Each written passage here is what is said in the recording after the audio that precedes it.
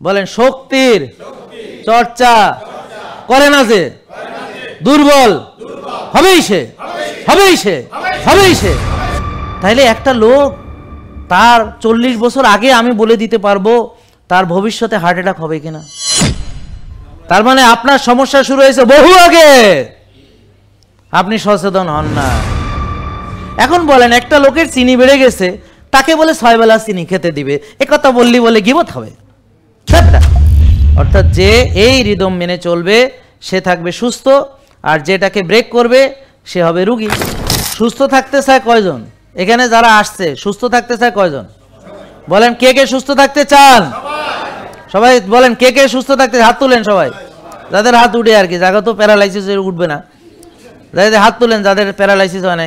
হ্যাঁ, তোমার কি হাত ওঠে না নাকি সমস্যা? আচ্ছা, তার মানে এখন দেখেন সুস্থ থাকতে আমরা সবাই চাই। কারা থাকবে? যারা সুস্থ খাদ্য পরিমিত গ্রহণ করবে, 1 ভাগ খাবে, ক্ষুধা লাগলে খাবে, ক্ষুধা থাকতে থাকতে খাওয়া শেষ করবে, রোজা রাখবে, রেগুলার কায়িক শ্রম বা ব্যায়াম করবে, আর্লি ঘুমাবে, ভোরে উঠবে, মোট 7-8 ঘন্টা ঘুমাবে, মানসিক প্রশান্তির চর্চা করবে, ঘুমানোর 3-4 ঘন্টা আগে খাওয়া শেষ করবে, সকালে ভোরে উঠে ফজরের নামাজ জামাতে পড়ে ঘাসে হাঁটবে বা গায়ে রোদ লাগাবে বা ইত্যাদি ইত্যাদি ইত্যাদি, এবং নিজের যত্ন নিবে, নিজেকে ভালোবাসবে, তারাই একমাত্র সুস্থ থাকবে, আর বাকিরা থাকতে পারবে না। শেষ। তো এখন আমি যে কটা কথা এখন বলছি, এই কটা কে কে মানে? এই সবগুলো যেগুলো বলেছি এই মাত্র কে কে মানে? তা আপনি ভালো আছেন আপনারা? আলহামদুলিল্লাহ। তো যারা মানে তারা সুস্থ আছে। আপনি মানছেন সুস্থ? সুস্থ, ইয়েস। তো তাহলে দেখেন আমার কথা সত্য না মিথ্যা এখানেই প্রমাণ হয়ে গেল। তাহলে ওনারা মানেন, ওনাদের রোগ নেই। আর আপনারা যারা মানেন না তারা বলেন আমরা কি রুগী? বলেন আমরা রুগী। বলেন আমরা রুগী। সবাই যারা রুগী বলেন আমরা রুগী। কারণ নিয়ম মানি না, নিজের যত্ন নেই না, নিজেকে ভালোবাসি না, যে খাবার খেলে আমার সর্বনাশ সেটা খায়, ব্যায়াম ভালো করুম না, ঘুম ভালো দেরি করে ঘুমামো, টেনশন ভালো না সেটা বেশি করে করুম, নেগেটিভিটি ভালো না এটা বেশি চর্চা করুম, মেজাজ খারাপ হলে নিজেরই ক্ষতি, তো আমি সারাদিন মেজাজ খারাপ করে থাকি। ইয়েস, নিজের ক্ষতি। মেজাজ খারাপ করা মানে নিজের পায়ে সে কুড়াল মারলো। কথা বুঝতে পারছেন? মেজাজ খারাপ টক্সিক আচরণ, মানে মেজাজ খারাপ না ওই নর্মাল মেজাজ খারাপ। নর্মাল মেজাজ খারাপ হচ্ছে খুব স্বাভাবিক একটা প্রক্রিয়া, এটা তো সবারই আছে, আমারও আছে, কিন্তু টক্সিসিটিতে চলে গেছে আর কি, বুঝলেন না? টক্সিক আচরণ করতেছে। এখন তার বিহেভিয়ারটা তার নিয়ন্ত্রণের বাইরে চলে গেছে। এখন সে কি যে বলে না বলে, অযৌক্তিক কথা বলতেছে, কথা বুঝতে পারে, অযৌক্তিক আচরণ করতেছে, এটা ভেঙে ফেলতেছে, অথচ নিজের মোবাইল আছাড় দিয়ে ভাঙতেছে। এতে কার কোনো লাভ হচ্ছে না, মোবাইলটা নষ্ট হচ্ছে, অনেকগুলো টাকা নষ্ট হইতেছে, আর হচ্ছে নিজের শরীরের 12টা বাজাইতেছে। মানে অযৌক্তিক, ক্ষতিকর, টক্সিক আচরণ, নিজের ক্ষতি, জিনিসপত্রের ক্ষতি, এইরকম, বুঝলেন এই কথা? ওই রকম আর কি, মানে যেটা অকারণ অ্যাগ্রেসিভনেস, বুঝতে পারছেন? ইললজিক্যাল, ইররেশনাল আচরণ বা ক্যারেক্টারিস্টিক্স, বোঝা গেল নাকি? হ্যাঁ। আর বলেন যে রাগ তো থাকতে হবে, নর্মাল রাগ তো সবারই থাকতে হবে, সে যদি মানুষ হয়, তাই না? কিন্তু সারাক্ষণই যদি সে এরকম করতে থাকে সেটা আবার রোগ। আপনি কি হতে চান? সবাই কি হতে চায় বলেন? আমি রুগী হতে চাই। কেন? কারণ রুগী হওয়ার জন্য যা যা দরকার সেটা আমি সুন্দরভাবে করব, ডেডিকেটেডলি করব, নিয়মতান্ত্রিকভাবে করব। যেমন সারা রাত জাগার একটা প্ল্যান নিয়েছি, যে প্রায় আমি রাত জাগবো এবং নিয়মিতভাবে জাগবো, কোনো যেন ভুল না হয়, কোনো যেন ভুল না হয়। আমার কথা বুঝতে পারছেন না? ভুল করা যাবে না, আর্লি ঘুমানো যাবে না। তাহলে আর্লি ঘুমালে কি হবে? রোগ থাকবে না। আর্লি ঘুমালে কি হবে? তাহলে আর্লি ঘুমানো কোনোভাবেই যাবে না, ঠিক আছে? আপনি যাই করেন অন্তত আর্লি ঘুমাবেন না।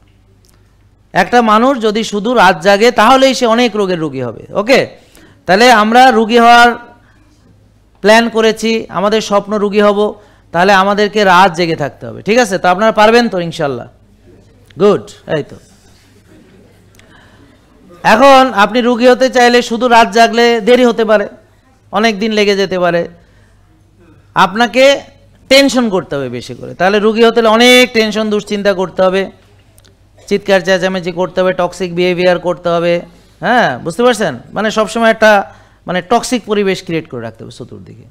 আর সব কিছুর ভিতরে নেগেটিভিটি দেখতে হবে। তাহলে এটা হলে আরেকটু দুটোর কম্বিনেশন খুব তাড়াতাড়ি আপনাকে রুগী বানাবে। তা পারবেন তো টেনশন করতে বেশি করে? পারবেন? টেনশন, বুক ধড়ফড়ানি, কলজা কাঁপানি, আবার কইবেন যে না টেনশন করি না, চলে আসছে, কারণ দীর্ঘদিনের অভ্যাসের কারণে এটা অটোমেটিক হয়ে গেছে। ইনসুলিন রেজিস্ট্যান্সের মূল কারণ হচ্ছে কোষে জায়গা নাই। তাহলে আসেন এবার আমরা কোষে জায়গা নেই বলতে আমরা কি বোঝাচ্ছি এটা একটু বলি। মনে করেন এটা আপনার একটা সেল, মনে করেন লিভারেরই একটা কোষ মেবি। তো এই কোষের ভিতরে ফাঁকা থাকে, কোষ ক্লিন থাকে, কোষ স্বচ্ছ থাকে, কোষের ইনফ্লামেশন থাকে না, টক্সিসিটি থাকে না, একটা তরতাজা তরুণ কোষ, সে তো আর রুগী না। ওকে, এখন এই কোষটাকে নষ্ট করতে হলে কী করতে হবে? অতিরিক্ত খাবার খেয়ে এখানে চর্বি জমাতে হবে, টেনশন করতে হবে, রাত জাগতে হবে, কোষে ইনফ্লামেশন হবে, টক্সিসিটি হবে, ওভারলোড হবে, শক্তি চলে যাবে, আস্তে আস্তে কোষটা ধ্বংস হয়ে যাবে। এখন একটা কোষ নষ্ট হলে কিছুই আপনার হবে না, এরকম অনেক কোষ নষ্ট হলে পরে আপনার একটা রোগ হবে। ধরেন কিডনির যখন ধরা পড়বে যে ক্রিয়েটিনিন বাড়া শুরু হয়েছে, তো দেখবেন কিডনির 60-70-80 ভাগ নাই, মানে 50 ভাগ নাই, টেরই পাবেন না। বুঝতে পারছেন? আচ্ছা একটা উদাহরণ দিই, আমার কথা বুঝতে অসুবিধা হচ্ছে? আলহামদুলিল্লাহ, আল্লাহ সবার দিলকে খুলে দাও, হুজুর দোয়া করে দেন যে ওরা যেন বোঝে, দিলের মধ্যে ঢোকে। দিল এত শক্ত হয়ে গেছে, পাথরের চাইতে বেশি, ঢুকতে চায় না, আর ঢুকলি পরে আবার বের হয়ে যায়, গিয়েই শয়তানের ধোকায় পড়ে। বাসায় গেলে আর বোন এরে ভাত খাওয়া দিব, কয় বাবা তুমি ভাত কোনো কাও কাও কাও, একদিন কালে কিছু হয় না, মনে হয় যে হ্যারে ভাত খায়, মনে হয় কি জান্নাত অর্জন করে ফেলাইব কিনা আল্লাহ জানে। কেন যে খাওয়ায় যে তার কি লাভ হবে এটা আল্লাহ ছাড়া কেউ জানে না। কিন্তু সে যতদিন বোনকে খাওয়াতে না পারবে, দুঃখে সে রাত্রে ঘুমাতেও পারবে না। তাইলে একটা লোক তার 40 বছর আগে আমি বলে দিতে পারবো তার ভবিষ্যতে হার্ট অ্যাটাক হবে কিনা, ডায়াবেটিস হওয়ার 12 বছর আগে বলে দিতে পারবো তার ভবিষ্যতে ডায়াবেটিস। মানে কি, ডায়াবেটিসে অনেক রোগের মূল কারণ কে? ডায়াবেটিস। তাহলে ডায়াবেটিসের মূল কারণ হচ্ছে কোষে জায়গা নাই, রক্তের চিনি কোষে ঢুকতে পারছে না, কারণ কোষে জায়গা নাই। ধরেন এই রুমে এখন আর জায়গা নাই, এখন আর বাইরে থেকে কেউ আসতে পারতেছে না। ওকে, প্যাকড আপ।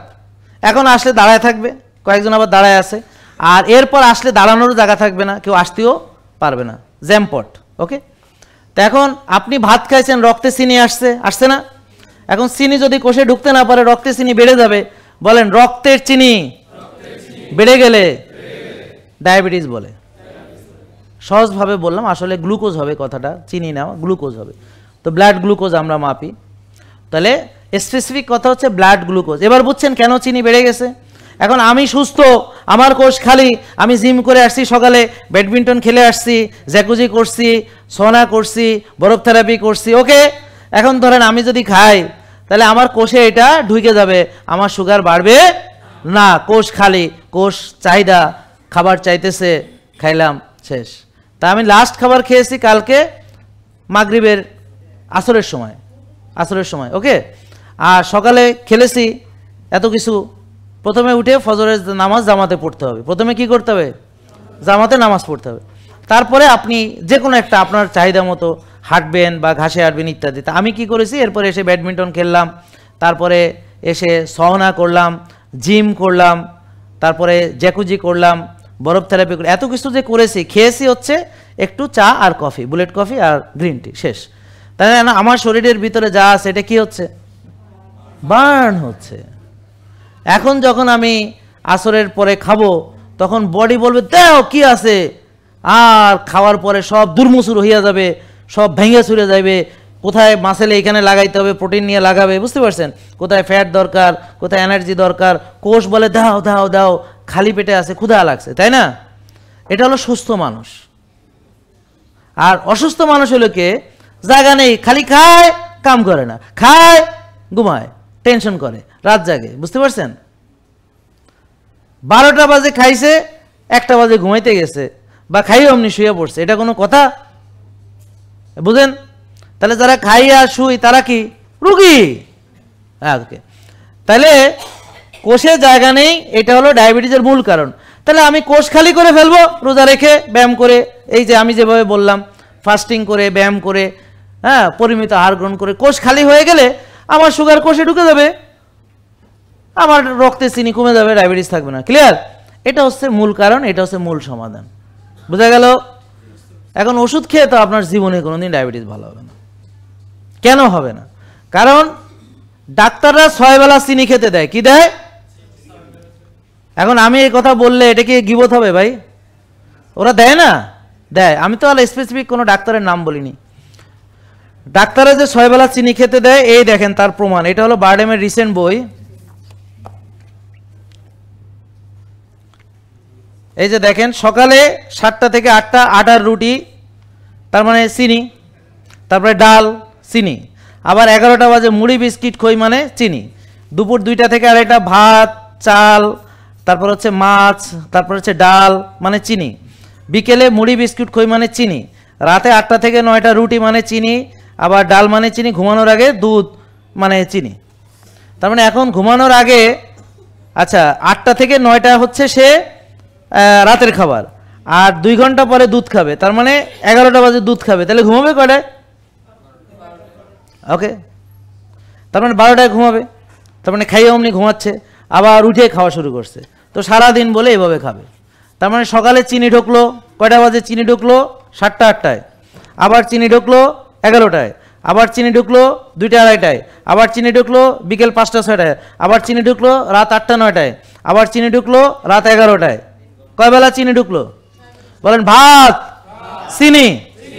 সবাই বলেন ভাত, জোরে বলেন ভাত, চিনি, রুটি, চিনি, ফল, চিনি, দুধ, চিনি, চিনি, চিনি, আমরা, চিনি, চিনি, চিনি, চিনি। হ্যাঁ, কোষে জায়গা নাই, বলেন।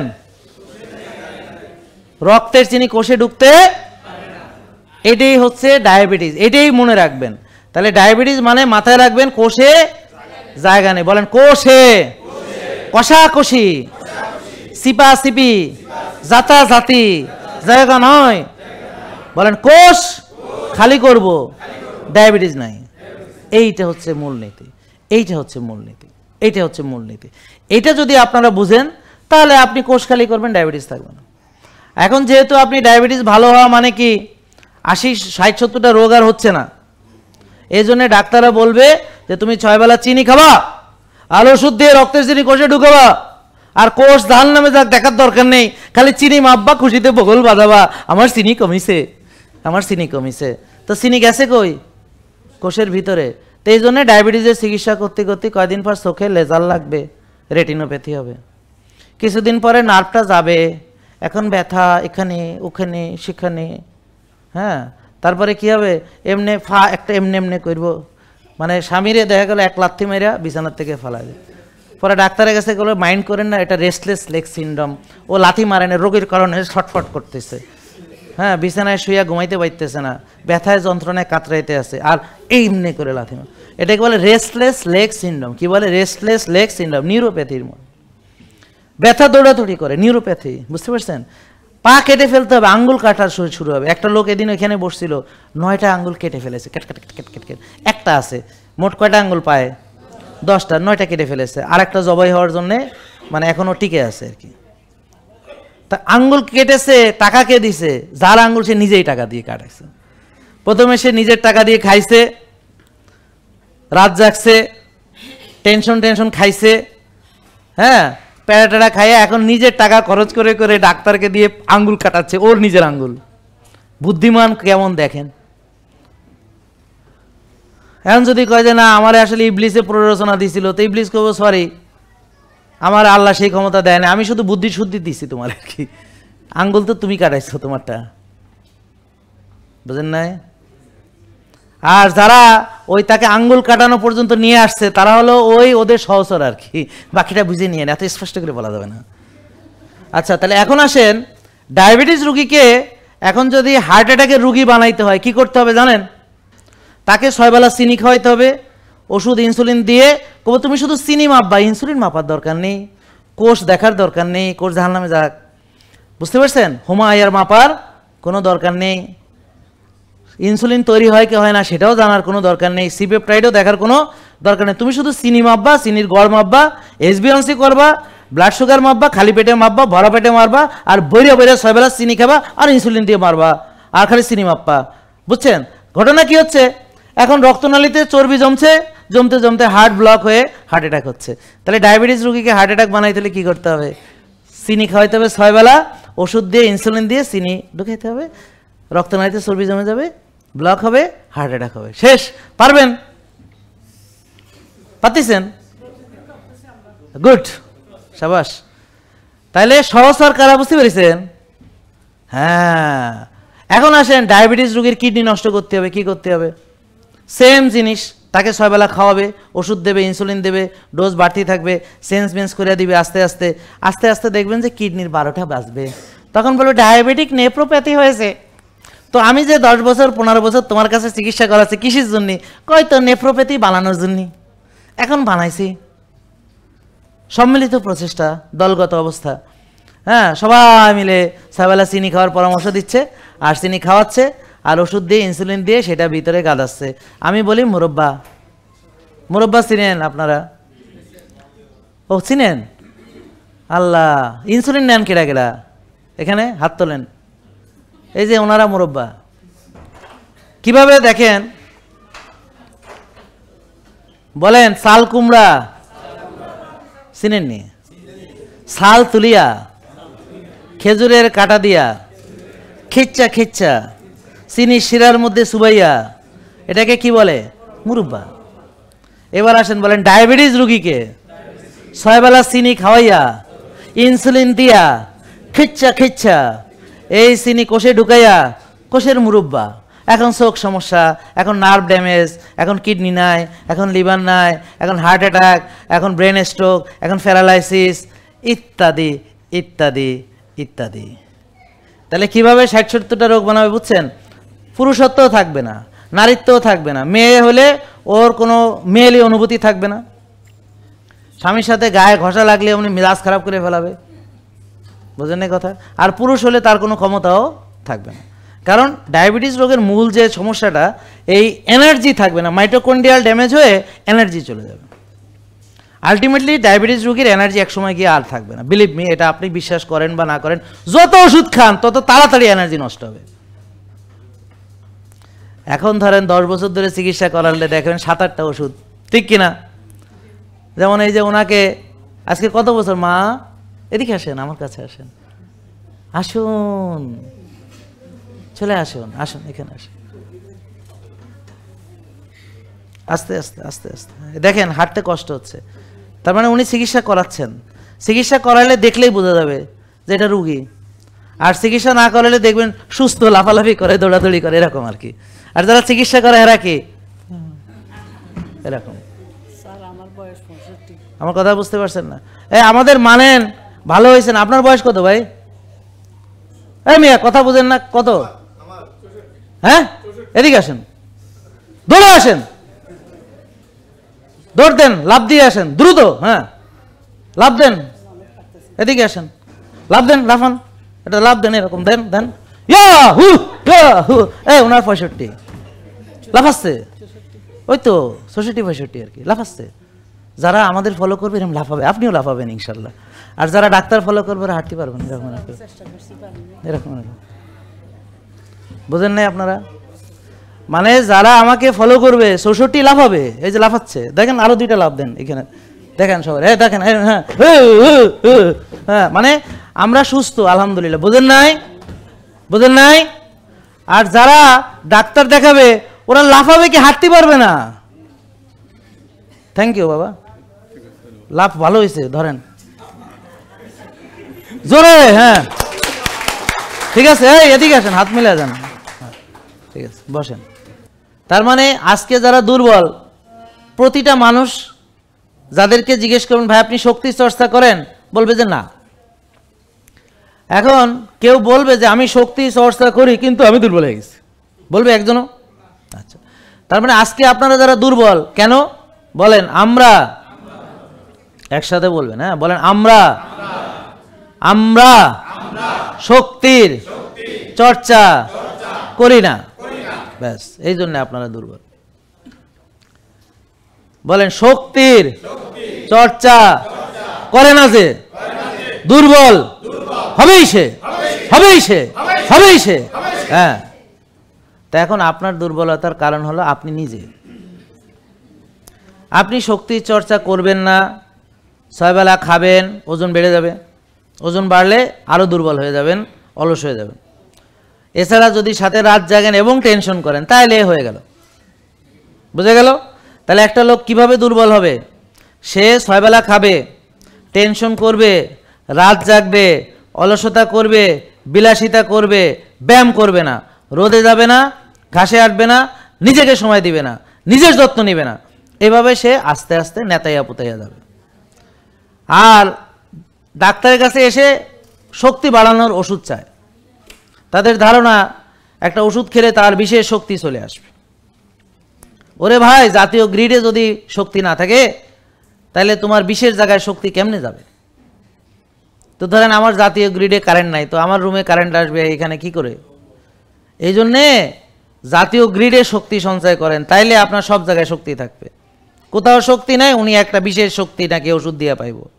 বলেন ডায়াবেটিস সকল রোগের জননী, মানে কোন রোগ? যেগুলো এই সংক্রান্ত, লাইফস্টাইল সংক্রান্ত, জীবন।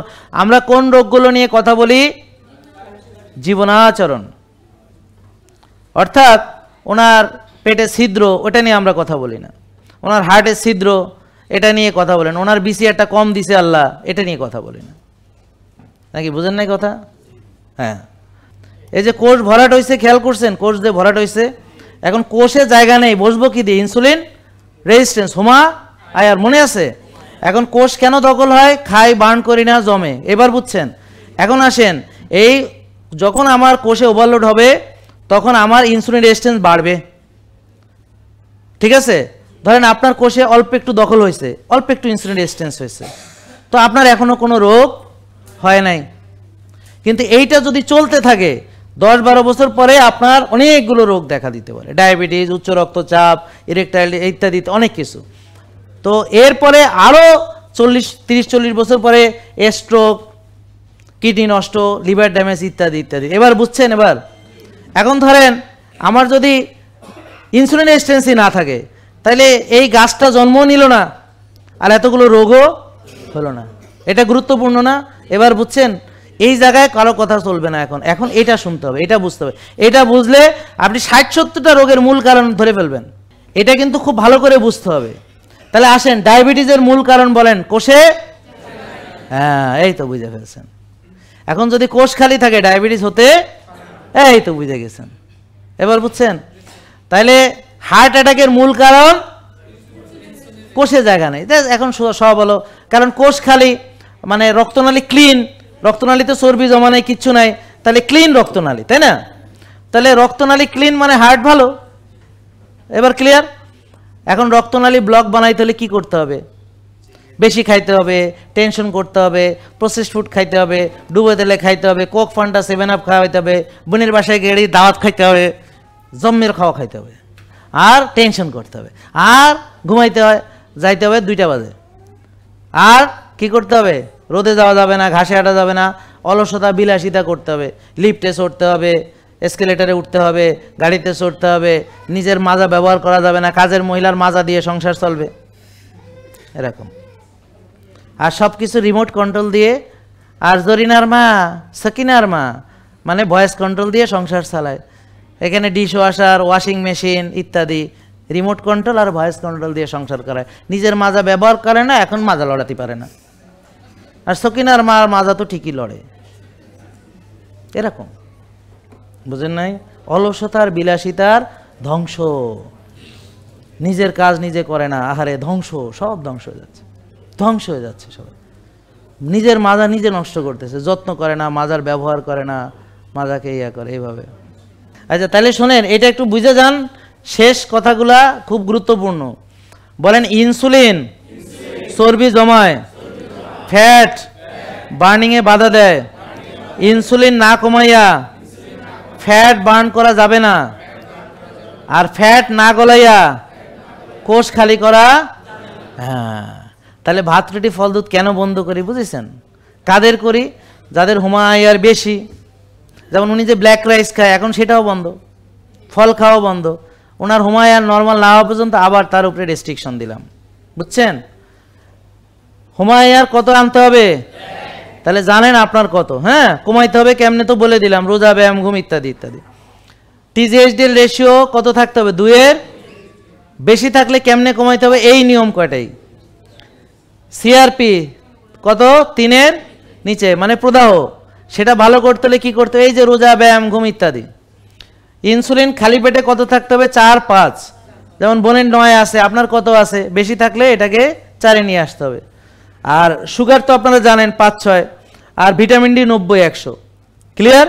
এটা মুখস্থ করেন, বলেন 1 হুমায়ুন, 1 2 টিজিএইচডিএল, 2 সিআরপি, 3 সিআরপি প্রদাহ, 3 insulin, 4-5 blood sugar, 5-6 vitamin D 90-100। আমরা কি চাই ভাইয়া বুঝছো? আমরা চাই তোমরা রিপোর্ট বুঝবে, তোমার রিপোর্ট বুঝে তুমি নিজের রিপোর্ট কিভাবে ভালো করবা শিখবে, শিখে নিজের ডাক্তারি নিজে করতে হবে। জাহাঙ্গীর কবিরের চেম্বারে এসে না, জাহাঙ্গীর কবিরকে দেখে না, হ্যাঁ এটা ছবি তুলো, হ্যাঁ অসুবিধা, জাহাঙ্গীর কবিরকে দেখে না, জাহাঙ্গীর কবিরের কাছে যেয়ে না। কারণ কি, আমি চাইলেও আপনাদের সবাইকে আমার চেম্বারে এখন ঢুকাইতে পারবো না।